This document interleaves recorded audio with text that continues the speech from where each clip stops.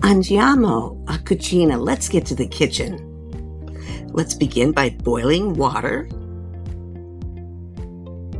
and placing the clean potatoes in the boiling water. You can also bake your potatoes for 1 hour around 350 degrees. Remove the potatoes. They should be warm to make it easier to peel and rice the potatoes. So first peel the potatoes and then cut them in half or in thirds. It makes it a lot easier to rice the potatoes. Now lightly sprinkle and spread flour on a wooden border surface. Place a few chunks of potato in the ricer and press the potato through thoroughly. Push, push, push. Now continue to do this until all of the potatoes are riced. And like I said, it's better to do this when the potatoes are slightly warm. Continue to make a pile.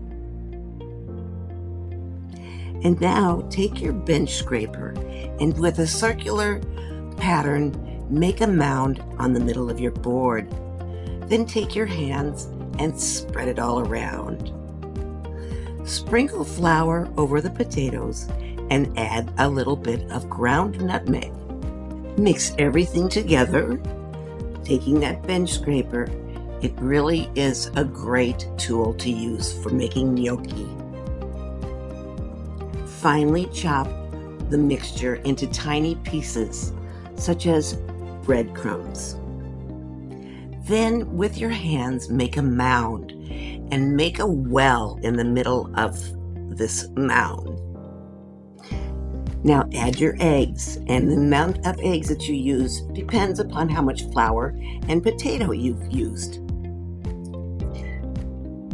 Now whisk your eggs with a fork and then pull the potato mixture into the eggs with the fork, moving your fork around the well while pulling the dry mixture into the eggs.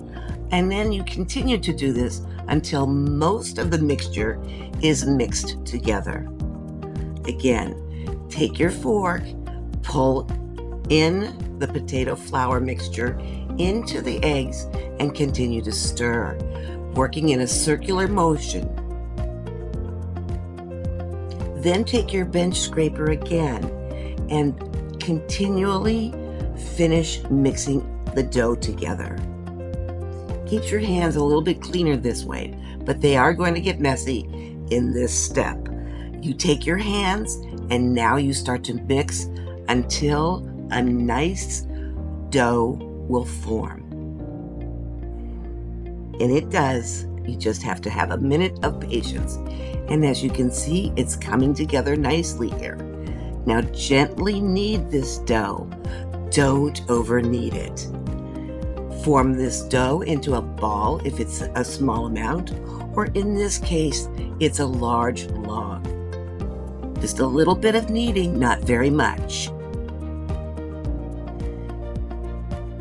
Then take a knife or your bench scraper and cut it into smaller amounts. In this case, I made about 3 pieces, and then you form it into a ball and you wrap it into plastic cling wrap. And that's just to prevent it from drying out while you're working the gnocchi. Now you do this for every piece of dough that you have. In this case, I have 3 chunks of dough, and therefore I made 3 balls of dough.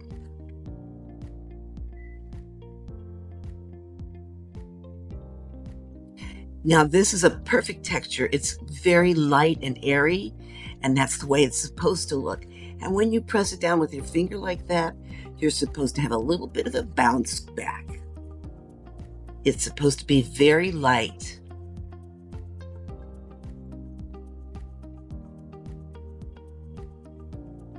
Now again, lightly flour your surface and take one of the balls of dough and cut off a small section.